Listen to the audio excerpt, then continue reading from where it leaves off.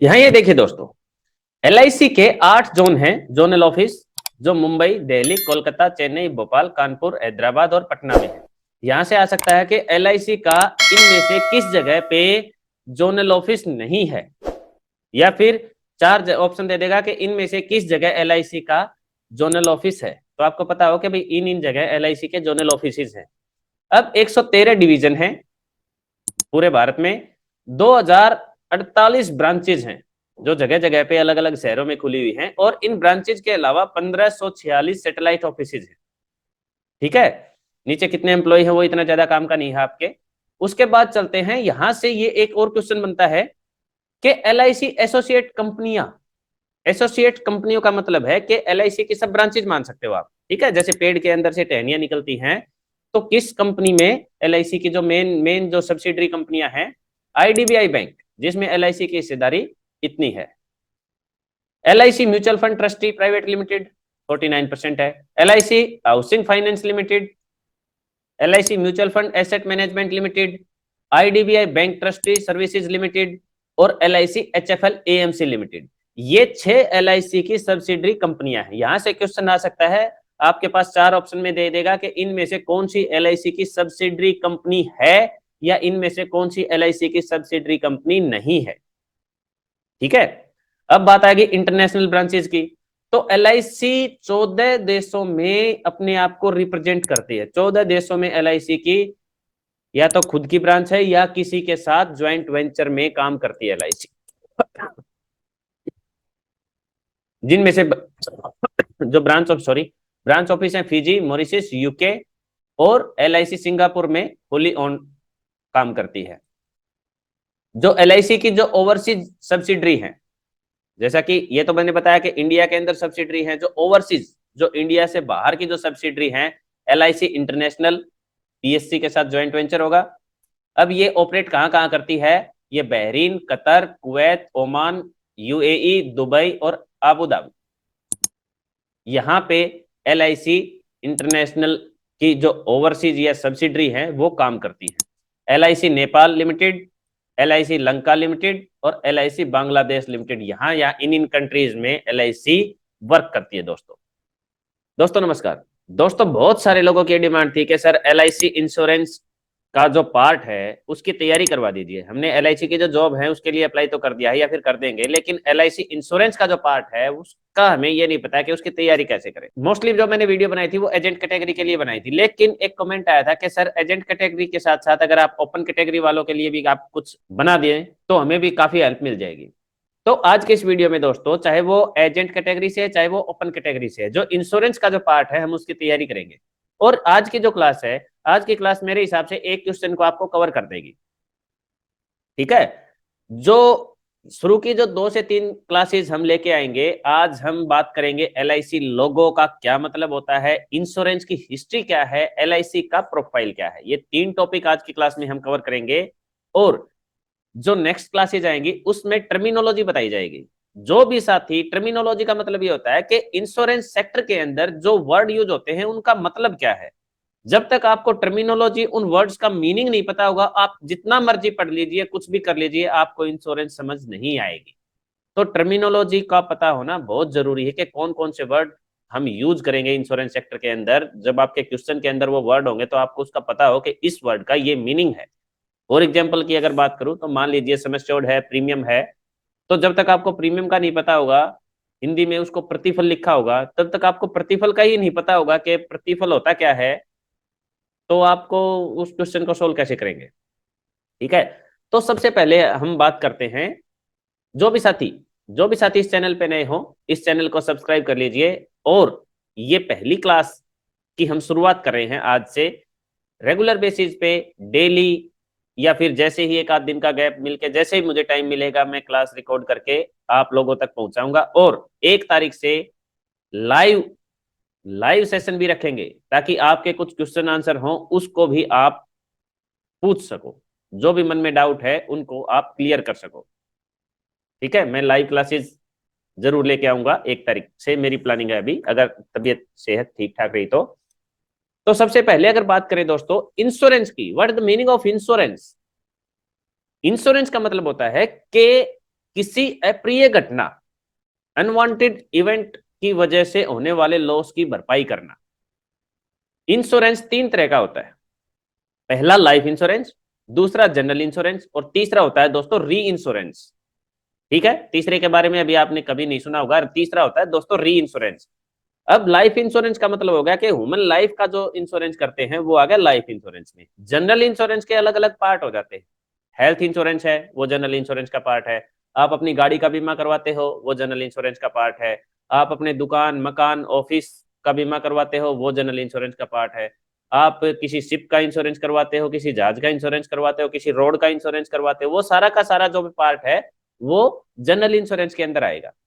री इंश्योरेंस क्या होता है कि री इंश्योरेंस एक कंपनी किसी दूसरी कंपनी से इंश्योरेंस करवा देती है। मान लीजिए फॉर एग्जांपल के तौर पे जो बड़े बड़े इंश्योरेंस होते हैं, मान लीजिए अगर मैं हरियाणा हिसार में रहता हूं और यहाँ पे 10-10 करोड़ के बीमे करवाने वाले 1,000 लोग हैं, या फिर 20-20 50-50 करोड़ के जो बड़े बीमे हैं वो करवाने वाले 1,000 व्यक्ति हैं, और यहाँ पे कोई प्राकृतिक आपदा या कोई ऐसा इवेंट आ गया, कोई ऐसी बीमारी आ गई कि वो सारे के सारे ना रहे, तो कंपनी इस केस में क्या करती है कि वो जो बड़ा बीमा है वो किसी दूसरी कंपनी से, जो री इंश्योरेंस की कंपनियां होती हैं जो नॉर्मली जो पब्लिक डीलिंग नहीं करती, तो उन कंपनियों से उसका इंश्योरेंस करवा देते हैं। ठीक है, अब मान लीजिए एक कंपनी है ए कंपनी, ठीक है, और मैंने अपना ए कंपनी से इंश्योरेंस कराया है 50 करोड़ का। अब मान लीजिए ए कंपनी ने मेरा प्रीमियम ले लिया और उसने किसी बी कंपनी से मेरा इंश्योरेंस करवा दिया। अब वो जो बी कंपनी और ए कंपनी, उन दोनों के बीच की बात है, मुझे पता नहीं चलेगा कि मेरा री इंश्योरेंस भी हुआ है। अगर कल को मुझे क्लेम की जरूरत पड़ी तो ये ए कंपनी बी कंपनी से क्लेम लेगी और मुझे दे देगी। ठीक है, तो री इंश्योरेंस से एक क्वेश्चन बनता है आपका कि री इंश्योरेंस का ग्राहक कौन होता है। तो री इंश्योरेंस दो कंपनियों के बीच में किया जाता है, तो एक कंपनी ही ग्राहक होती है। जैसे हम बैंक अकाउंट ओपन करवाते हैं ना, तो हम किसी बैंक में जाएंगे, डायरेक्ट आरबीआई में नहीं जाएंगे। अगर आरबीआई बैंक अकाउंट ओपन करने की और ऐसी कोई पब्लिक डीलिंग नहीं करता, इसी तरह तरीके से जो री इंश्योरेंस होता है, री इंश्योरेंस सिर्फ कंपनियों के बीच में होता है, आम आदमी री इंश्योरेंस तक नहीं पहुंचता। तो इंश्योरेंस के तीन टाइप बताई मैंने, लाइफ इंश्योरेंस, जनरल इंश्योरेंस और री इंश्योरेंस। जनरल इंश्योरेंस के डिफरेंट डिफरेंट पार्ट हैं, उतना डीपली हम नहीं जाएंगे, आपको जरूरत नहीं है। हाँ, हेल्थ इंश्योरेंस की अगर बात करें तो हेल्थ इंश्योरेंस का मतलब होता है कि भाई अगर किसी बीमारी की वजह से कोई हॉस्पिटलाइज होता है तो उसका जो नुकसान हुआ है, जो बिल आए हैं, उसकी भरपाई करना। हेल्थ इंश्योरेंस भी दो तरीके, जो जो क्लेम की जो प्रोसेस है वो दो तरीके की होती है, एक कैशलेस होती है, एक रिम्बर्समेंट में होती है। ठीक है, कुछ कंपनियां जो कैशलेस सुविधा देती हैं उसमें क्या आता है, कुछ कार्ड वगैरह वो देती हैं ताकि उसमें जो कस्टमर है अगर बीमार हो जाए हॉस्पिटल के अंदर दिखाए, जो भी उनके पैनल के कुछ हॉस्पिटल होते हैं। और जो रिम्बर्समेंट के केस हैं, मान लीजिए कुछ कंपनियां ऐसी हैं जो कैशलेस प्रोवाइड नहीं करती, वो ये बोलती है कि भाई आप अपना इलाज करा लो और बाकी के जितने भी बिल वगैरह है वो आप हमें दो, हम उसको देख के और आपको वो पैसा रिम्बर्स कर देंगे। ठीक है, ये तो थी टाइप ऑफ इंश्योरेंस की बात। अब बात आती है कि इंश्योरेंस की हिस्ट्री, इंश्योरेंस की शुरुआत कहां से हुई। इंश्योरेंस दोस्तों देखो, जब पुराने टाइम पे जब विदेशी व्यापारी इंडिया के अंदर आया करते, तो ये एक विदेशी कॉन्सेप्ट है। उस टाइम पे किसी का समंदर के रास्ते से आया करते वो, तो जहाज वगैरह भी डूब जाया करते, तो जो व्यापारी थे उनका काफी लॉस हुआ। तो कुछ लोगों ने एक चीज सोची कि क्यों ना हम सारे एक यूनियन बना के एक कुछ अमाउंट इकट्ठा करते हैं। ठीक है, मान लीजिए सपोज करके चलो 100 लोगों ने एक ग्रुप बनाया कि भाई हम 10-10 हज़ार रुपए डाल के एक ये अमाउंट इकट्ठा कर लेते हैं, ताकि अगर किसी का भी जहाज डूबे तो उसको कुछ हेल्प कर दी जाए। इसमें सभी एग्री थे, तो ये वहां से स्टार्ट हो गया, इसको बोलते हैं पुलिंग ऑफ रिस्क। ठीक है, इस ये जो कॉन्सेप्ट है कि पुलिंग ऑफ रिस्क बोलते हैं कि थोड़ी थोड़ी अमाउंट इकट्ठा करके किसी एक का अगर कुछ नुकसान हो गया तो उससे उसकी कंपनसेट कर दे। तो वहां से शुरुआत हुई। फिर लगभग जब देश आजाद हुआ था, आजादी से पहले लगभग 248 245 250 के आसपास कंपनियां थी। तो गवर्नमेंट ऑफ इंडिया ने कहा कि इन कंपनियों को मिला के हम एक कंपनी बनाएंगे, और कंपनी का गठन कर दिया गया लाइफ इंश्योरेंस कॉर्पोरेशन का, एलआईसी का। एलआईसी नेशनलाइज हुई थी 1 सितंबर 1956 को। नेशनलाइज का मतलब होता है कि अब जितने भी बैंक आप देखते हो सारे के सारे नेशनलाइज बैंक है, एक तरह से ये सरकारी हो गए। जब मान लीजिए कोई पीएनबी बैंक है या फिर कैनरा बैंक है, ये सारे के सारे नेशनलाइज बैंक है। बैंकों का भी जो नेशनलाइजेशन है वो 2 चरण में हुआ था। जब मैं बैंकिंग की तैयारी किया करता तो 1969 में हुआ था। 14 बैंकों का तो एक बार हुआ था शायद, और 6-7 बैंकों का बाद में हुआ था। तो वो बैंकिंग आपके काम की नहीं है, जस्ट मैंने बता दिया कि बैंकों का जो नेशनलाइजेशन हुआ है वो 69 या 70 या उसके बाद भी हुआ है। लेकिन एलआईसी का नेशनलाइजेशन 1 सितंबर 1956 को ही हो गया था। अब 1 सितंबर 1956 को जब नेशनलाइज कर दी थी एलआईसी, उस टाइम पे गवर्नमेंट ऑफ इंडिया ने एलआईसी को सोवरेन गारंटी दी थी। एलआईसी ने कहा कि भाई हम काम तो शुरू कर देंगे, लेकिन हमारे पास मान लीजिए क्लेम ज्यादा आ गए और हमारे पास देने के लिए पैसा नहीं हुआ, तो इन दैट केस हम क्या करेंगे। तो गवर्नमेंट ऑफ इंडिया ने एलआईसी को, जहां तक मेरी नॉलेज है, उस टाइम पे 5 करोड़ रुपए दिए थे कि आप अपना बिजनेस स्टार्ट कीजिए, आप ये वर्किंग स्टार्ट कीजिए, और इसके बदले में हमें अपने प्रॉफिट का 5% आप देते रहना।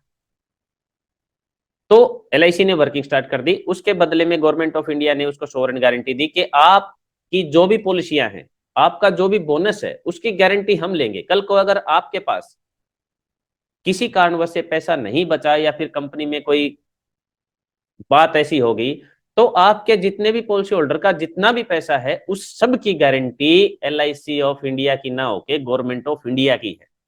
इसको बोलते हैं सोवरेन गारंटी। यहां से भी एक क्वेश्चन आ सकता है आपका, बन सकता है कि सोवरेन गारंटी क्या होती है। सोवरेन गारंटी इंश्योरेंस एक्ट के सेक्शन 37 के तहत sovereign guarantee government of India ने सिर्फ एलआईसी को दी गई। अब नेशनलाइजेशन हो गया तो मोनोपोली चली कि 1956 से लेकर 2000 तक इंश्योरेंस की अगर बात करें तो सिर्फ और सिर्फ एलआईसी थी। अब 2000 में आईआरडीए का गठन कर दिया गया गवर्नमेंट ऑफ इंडिया ने। आईआरडीए की फुल फॉर्म है दोस्तों insurance regulatory development authority. India के अंदर 3 रेगुलेटरी बॉडीज हैं। इंश्योरेंस के ऊपर आईआरडीए हो गया, बैंकों के ऊपर आरबीआई हो गया, और जो शेयर मार्केट है वहां पे सेबी हो गया, security exchange board of India. अब आईआरडीए का गठन 1999 में कर दिया गया था और 2000 में आईआरडीए ने अपनी वर्किंग स्टार्ट कर दी गई। 2000 के बाद आईआरडीए ने कुछ प्राइवेट कंपनियों को भी लाइसेंस दिया कि आप मार्केट में आइए और अपना बिजनेस स्टार्ट कीजिए। प्राइवेट कंपनियों के अंदर ज्वाइंट वेंचर होता है, कुछ परसेंटेज इंडियन कंपनी का होता है और कुछ परसेंटेज फॉरेन की कंपनी का होता है।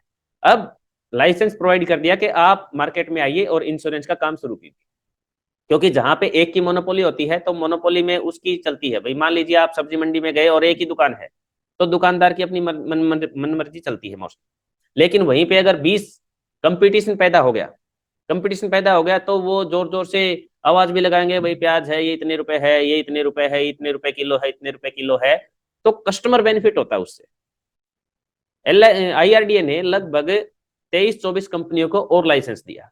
लाइसेंस दिया तो उन कंपनियों ने अपनी मार्केटिंग स्टार्ट की कि भाई इंश्योरेंस का कॉन्सेप्ट है, दूर दूर तक गए और लोगों में इंश्योरेंस की अवेयरनेस आई। डिजिटल माध्यम से भी इंश्योरेंस की लोगों में अवेयरनेस जो है लोगों में उन्होंने फैलाई। तो लोगों में इंश्योरेंस की अवेयरनेस बढ़ गई, उससे इंश्योरेंस का काम बढ़ गया। ये बात थी इंश्योरेंस हिस्ट्री की, एलआईसी के नेशनलाइजेशन की। और लगभग 23-24 कंपनियां हैं, 24 प्राइवेट सेक्टर की कंपनियां हैं। यहां से क्वेश्चन आपके बन गए, प्राइवेट सेक्टर की कितनी कंपनियां हैं, शायद एक बार नेट पे जाके सर्च कर लेना भाई, 23-24 हैं, 23 है। और आईआरडीए का गठन कब हुआ, आईआरडीए के बारे में हो गया, सोवरेन गारंटी से रिलेटेड हो गया। यहां से 2-3 जो ये मेन मेन टॉपिक हैं, ये आप कहीं नोट करके रखो, क्योंकि हर क्लास में कुछ ऐसे ऐसे पॉइंट होंगे जो आपको नोट करने की जरूरत पड़ेगी। फिर बात आती है कि एलआईसी के प्रोफाइल की। अभी मैं एलआईसी का जो लोगो है उसका मीनिंग भी बताऊंगा, वहां से भी क्वेश्चन आ सकता है कि एलआईसी के लोगो के नीचे जो योगक्षेम वहाम यहम लिखा हुआ है उसका मीनिंग क्या है। चलो उसी के बारे में बता देता हूँ, प्रोफाइल पे बाद में आते हैं। एलआईसी का जो लोगो है दोस्तों, ऐसे आपने देखा होगा, बीच में एक ज्योति है और नीचे लिखा हुआ है योगक्षेम वहाम यहम। योगक्षेम वहाम यहम ये गीता का एक श्लोक है जो अध्याय 9 से लिया गया है। यहां से क्वेश्चन बन सकता है आपका कि गीता का किस श्लोक से योगक्षेम वहाम यहम लिया गया है। अध्याय 9, अध्याय 10, वहां पे आपको ऑप्शन मिल जाएंगे। तो दोस्तों ये श्लोक अध्याय 9 से और 22वीं श्लोक लिया गया है ये। ठीक है, तो इतना ज्यादा नहीं आएगा। अध्याय आपसे पूछ सकते हैं कि किस अध्याय से लिया गया है। इसका मतलब क्या हुआ, इसका मतलब हुआ योगक्षेम वहाम्यहम, जब भगवान कृष्ण अर्जुन को उपदेश दे रहे थे तो उन्होंने उसको कहा था कि जो जीवन मरण है, जो आप फिक्र कर रहे हो, अब मैं हूं तो आपको चिंता करने की जरूरत नहीं है। मैं आपको हर वो चीज दूंगा जो आपके लिए जरूरी है। तो आपके लिए जो जरूरी है, और अगर वो चीज ना रही तो आपके लिए जो जरूरी चीज है उसका प्रावधान भी मैं करूंगा। तो यहाँ पे एलआईसी बोलती है कि एलआईसी के लिए सुटेबल क्यों आ गई है कि आपके लिए जो सबसे बेस्ट पॉलिसी है, जो सबसे बेस्ट चीज है, वो हम आपको प्रोवाइड करेंगे। जिंदगी, एलआईसी का जो स्लोगन है ना, जिंदगी के साथ भी और जिंदगी के बाद भी।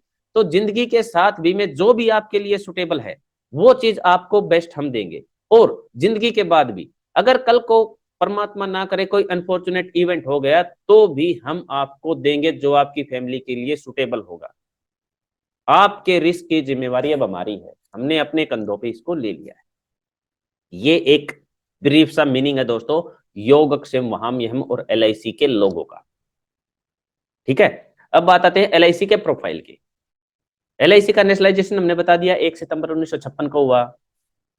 आईआरडी का बता दिया, सारी चीजें बता दी। अब आज के टाइम पे एलआईसी की 8 जोन है। एलआईसी के 8 जोन है दोस्तों। 8 जोन में लगभग अलग अलग जोन हो गए। सेंट्रल जोन हो गया, नॉर्थ ईस्ट, साउथ वेस्ट, और साउथ सेंट्रल है, ईस्ट सेंट्रल है। ये 8 जोन है, 8 जोन बने हुए हैं। इन 8 जोन में 113 डिवीजन है। यहां से आपका क्वेश्चन आ सकता है कि एलआईसी के कितने जोन है? 8 जोन है। कितने डिवीजन है? 113 डिवीजन है। और जहां तक 2022 तक के डाटा की बात है तो एलआईसी की 2048 ब्रांचें हैं। मैं एक बार फाइल पे ले चलता हूं, आपको दिखाता हूं प्रोफाइल के बारे में। और लगभग 14 कंट्रीज के अंदर एलआईसी के ऑफिसेज है दोस्तों। जो मैं बात कर रहा था सोवरेन गारंटी की, तो सोवरेन गारंटी ये इंश्योरेंस एक्ट 37 के तहत, सॉरी, इंश्योरेंस एक्ट के में सेक्शन 37 के तहत एलआईसी को सोवरेन गारंटी दी गई है। मेरी किसी वीडियो में किसी साथी ने कहा था, एक किसी ने कमेंट कर रखा था कि अगर मान लीजिए शेयर मार्केट डूब गई तो एलआईसी पॉलिसी होल्डर का पैसा कहां से देगी। शायद वो किसी दूसरी कंपनी से, किसी प्राइवेट कंपनी में काम करता होगा। तो कोशिश करते हैं कि भाई कुछ ऐसा सवाल पूछे कि जिसका जवाब ना हो। तो दोस्तों एलआईसी ने कहाँ पैसा इन्वेस्ट कर रखा है, इससे पॉलिसी होल्डर को कोई वही नहीं है। अगर शेयर मार्केट, मान लो पैसा शेयर मार्केट के अंदर लगा और शेयर मार्केट डूब गई, तो सोवरेन गारंटी ये बोलती है कि गवर्नमेंट ऑफ इंडिया देगी आपका पैसा। जितना भी बोनस डिक्लेयर हो चुका है, जो भी आपका सम एश्योर्ड है, कंप्लीटली हर चीज की गारंटी गवर्नमेंट ऑफ इंडिया की है, सेंट्रल गवर्नमेंट की है दोस्तों। ठीक है, देखो ये shall be guaranteed as to payment in cash by central office under section. ठीक है दोस्तों, तो सोवरेन गारंटी एक बड़ी इंपॉर्टेंट चीज है, इससे क्वेश्चन बन सकता है और आपको इसका ध्यान रखना है। तो क्लास काफी लंबी हो गई है, आज की क्लास में इतना ही। जो नेक्स्ट क्लास होगी, नेक्स्ट क्लास में हम टर्मिनोलॉजी पे फोकस करेंगे। और टर्मिनोलॉजी इतनी ज्यादा जरूरी है आप लोगों के लिए, अगर वो नहीं आती आपको तो आप जितना मर्जी कोशिश कर लो, आप इंश्योरेंस की तैयारी नहीं कर पाओगे। जो लोग ओपन कैटेगरी के हैं उनको तो विशेष ध्यान देना है उन क्लासेज के। हो सकता है वो क्लासेज आपको रिपीट करके देखनी पड़े। मैं छोटी छोटी क्लासेज बनाऊंगा क्योंकि बड़ी क्लास में बोर हो जाओगे आप। छोटी छोटी कोशिश करूंगा कि 5-5, 10-10 मिनट के सेक्शन जो भी हैं, सारी टर्मिनोलॉजी एक बार ना बता के छोटे छोटे पार्ट्स में बताऊं आपको। तो वो बहुत जरूरी है। पहले तो ये जो चीज मैंने आज बताई है इसी को ध्यान से समझना, और इसमें से जो भी आपको नोट करने लायक बात हो उसको नोट कर लेना, ताकि एग्जाम से कुछ टाइम पहले उनको आप रिपीट, रिवीजन कर सको उन चीजों का। और जो भी साथी आपके टच में है, जो भी जिन्होंने भी एलआईसी में अप्लाई किया है जॉब के लिए, जिन्होंने फॉर्म भरा है या भरने की सोच रहे हैं, उन सब तक ये वीडियो शेयर कर दीजिए इस चैनल को, ताकि वो सब्सक्राइब कर लें और जो भी अपनी क्लासेस हैं उसको ज्वाइन करके इसकी तैयारी कर लें। अगर वीडियो अच्छी लगी हो तो चैनल सब्सक्राइब कर लीजिए, वीडियो को लाइक कर लीजिए। और चैनल अगर वीडियो अच्छी ना लगी हो तो कमेंट में सुझाव दे दीजिए कि भाई ये वीडियो में ये पार्ट आपका अच्छा नहीं लगा, या फिर मेरी आवाज़ या शक्ल पसंद नहीं आई, या फिर कोई आपका सुझाव हो कि ये चीज़ भी इसके अंदर ऐड की जाए। मैं अपनी तरफ से कोशिश करूंगा कि इंश्योरेंस पार्ट की जो तैयारी की आपको कहीं से कमी महसूस ना हो। ठीक है दोस्तों, तो मिलते हैं नेक्स्ट वीडियो में। Thank you.